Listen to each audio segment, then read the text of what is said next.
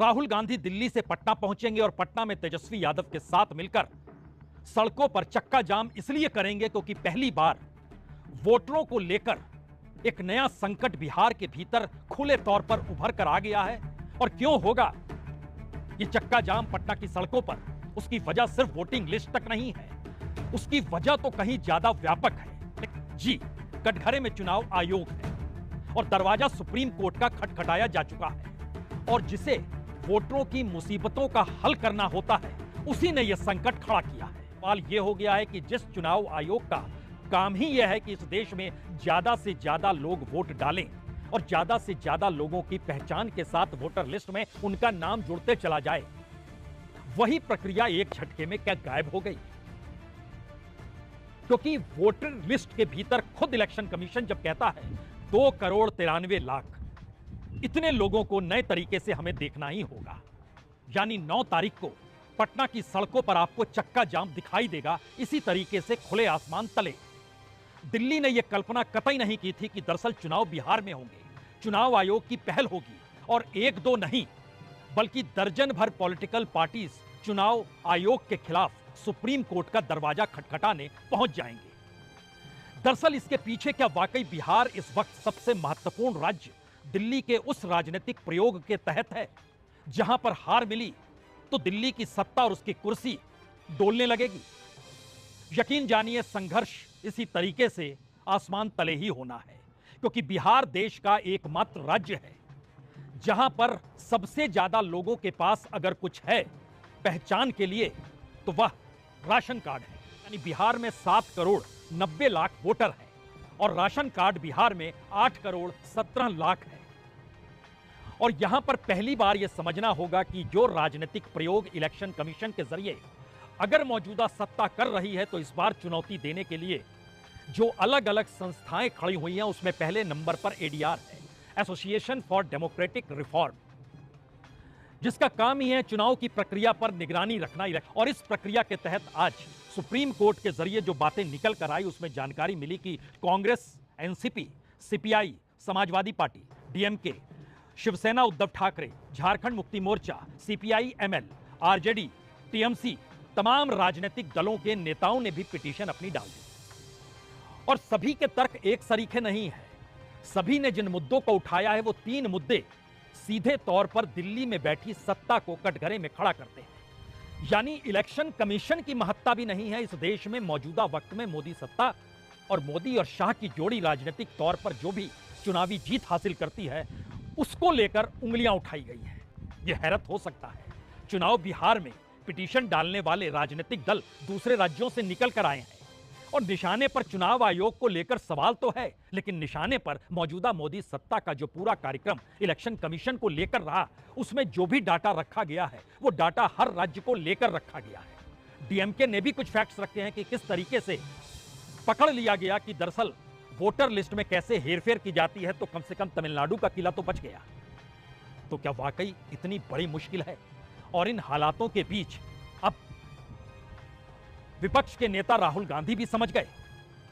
अब तो पटना की सड़कों पर उतरना होगा। यहां यह सवाल जरूर उठ सकता है, क्या वाकई वोटर लिस्ट में अगर नाम होगा उसके बाद पेंशन योजना का लाभ मिलेगा, उसके बाद सरकारी लाभ मिलेगा, या वह भी बंद हो जाएगा? ऐसी बहुत सारी योजनाएं लाभार्थियों को लेकर मौजूदा बीजेपी की सत्ता ने दिल्ली से खड़ी की है, जो राज्यों के भीतर चलती चली जाती है। शायद इसीलिए खुले आसमान तले आंदोलन करने की जरूरत राहुल गांधी को भी अब पड़ चुकी है, क्योंकि मसला सिर्फ वोटर लिस्ट, चुनाव आयोग या फिर डेमोक्रेटिक प्रोसेस भर का नहीं रहा, बात उससे आगे क्यों निकल गई है और इन सब के बीच दिल्ली की सांसें क्यों फूल रही है। सामान्य तौर पर जन्म प्रमाण पत्र जो होता है वह इस देश का औसत है 62% लोग जन्म प्रमाण पत्र लेते हैं। इसका मतलब सिर्फ 62% लोग ही हैं जिनका जन्म होता है तो स्टेट को पता होता है। लेकिन बिहार की स्थिति और नाजुक है और बिहार इस देश में सबसे निचले पायदान पर खड़ा है, क्योंकि वहां पर एवरेज सिर्फ 11% लोग हैं जो कि जन्म प्रमाण पत्र ले पाते हैं नगर निगम से, या फिर अस्पतालों में बच्चा कोई जन्म लेता है, या फिर गांव खेड़े के भीतर वो पंचायत के जरिए कोई अप्रोच लगा पाते हैं तो। लेकिन ये मुद्दा ध्यान दीजिए किधर जा रहा है। और बिहार की राजनीति इससे पहले जाति की राजनीति के आसरे किन मुद्दों को टटोलती थी, और उस पूरी प्रक्रिया के भीतर जो भी सवाल रोजगार से जुड़े थे, आर्थिक पक्ष से जुड़े थे, जाति जनगणना से जोड़ दिए गए, या फिर पिछड़ों को लेकर सवाल हो, या यादव मुस्लिम कॉम्बिनेशन का सवाल हो, इन सब से हटकर एक नई फिलॉसफी चल पड़ी है। इसीलिए सड़क पर प्रशांत किशोर को लेकर जो नजारा उनकी रैलियों से हटकर उनके गुजरते वक्त नजर आता है, वह भी ध्यान से देख लीजिए। पहला सवाल सीधे सीधे इस देश के चुनाव आयोग से जुड़ा है। अगर चुनाव आयोग राजनीतिक तौर पर अपनी कार्यप्रणाली को करने लग जाए और वो ये बताने लगे कि वो संविधान के हिसाब से और अपने अधिकारों के लिहाज से ये काम कर रहा है, और उसका लाभ अगर किसी सत्ताधारी पार्टी को हो, तो फिर लोकतंत्र का तकाजा यही है कि ऐसे में सुप्रीम कोर्ट को संविधान की नए सिरे से व्याख्या करते हुए इलेक्शन कमीशन को कटघरे में खड़ा करना होगा। दूसरा सवाल, जिस पॉलिटिकल मॉडल की शुरुआत महाराष्ट्र के भीतर खुलकर होती है, अगर वह कई कदम आगे बढ़कर अब बिहार की राजनीति को प्रभावित करेगी, तो विपक्ष की राजनीति आने वाले वक्त में मुद्दों के आश्रय चले, या मुद्दों से हटकर सिर्फ सड़क पर, जैसे 9 तारीख को राहुल गांधी चक्का जाम करेंगे, इसी तर्ज पर बिहार नहीं देश भर की सड़कों पर विपक्षी राजनीतिक दल नजर आएंगे। क्योंकि ममता बनर्जी को भी लग रहा है अगले बार निशाने पर वो है। कमोवेश हर राज्य के भीतर यह परिस्थिति और इसकी आवाज और आगाज महाराष्ट्र के भीतर की पॉलिटिकल पार्टी, क्योंकि शिवसेना के सावंत भी सुप्रीम कोर्ट पहुंच गए हैं और डीएमके के नेता भी पहुंच गए हैं। तो दूसरा मैसेज विपक्ष के लिए, और तीसरा मैसेज इस दौर में दिल्ली की बैठी सत्ता के लिए, अगर उसका पूरा राजनीतिक प्रयोग चुनावी जीत के आश्रय बीजेपी को अपने अनुकूल कर लेना, संघ को अपने अनुकूल कर लेना, और एक ही मैसेज देना कि चुनाव जीतने के लिए ही राजनीति होती है, चुनाव की जीत से बड़ी कोई विचारधारा होती ही नहीं है, और उसी आश्रय हर कोई इस वक्त मोदी शाह की पूरी सियासत के साथ खड़ा है, या बंधा हुआ है, या पीछे चलने को मजबूर है, या फिर उसके अलावा उसका कोई अस्तित्व नहीं है, तो फिर बिहार के चुनाव की जीत चुनाव आयोग की पूरी परीक्षण के बाद सत्ता के अनुकूल मॉडल के हिसाब से अगर चलती है, तो बिहार की सियासत बदल जाएगी, दिल्ली की ताकत बढ़ जाएगी, विपक्ष गायब हो जाएगा, और इस देश के भीतर इलेक्शन कमीशन तक को लेकर सवाल और बड़े हो जाएंगे, या कोर्ट पर,